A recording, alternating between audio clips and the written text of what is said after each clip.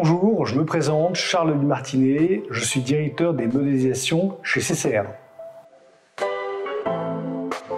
Le rapport scientifique a pour objectif de partager notre connaissance des risques issus des travaux de modélisation, mais également de donner des perspectives sur les risques d'un monde à venir en pleine évolution. Ce rapport a également pour but de valoriser les travaux de nos équipes ainsi que ceux de nos partenaires.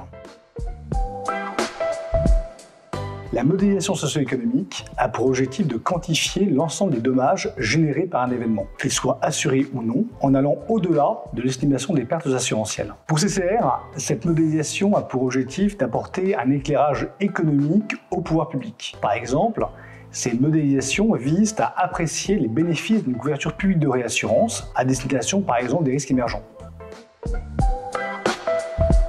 Il est effectivement nécessaire de mettre régulièrement à jour nos modèles. Plusieurs raisons sont à l'origine de ces évolutions. Chaque événement est pour nous l'occasion de faire un retour d'expérience pour venir enrichir la connaissance que nous avons de l'aléa et de ses conséquences en matière de sinistralité. C'est aussi le cas lorsque de nouvelles données ou de nouvelles technologies viennent enrichir les travaux existants. L'intelligence artificielle, par exemple, ou bien la télédétection d'images satellites, ouvre des perspectives intéressantes en matière de modélisation.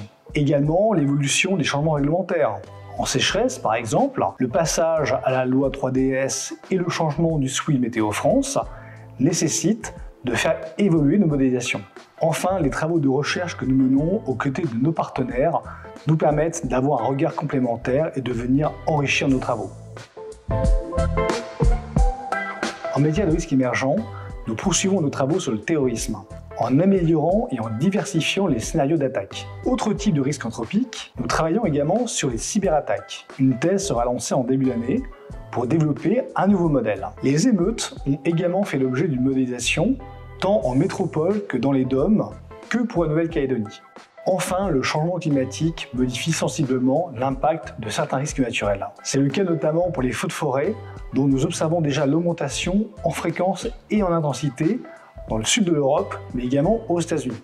Pour cela, nous avons amélioré un modèle de propagation des feux existants. Les chutes de blocs également ont fait l'objet de travaux sur ce qui pourrait menacer les enjeux dans les zones montagneuses. Autre péril, même s'il est aujourd'hui couvert par le marché de l'assurance, la grêle. Si des années comme 2022 venaient à se reproduire, il est essentiel pour CCR de disposer d'un modèle pour mesurer et anticiper d'éventuels problèmes d'assurabilité.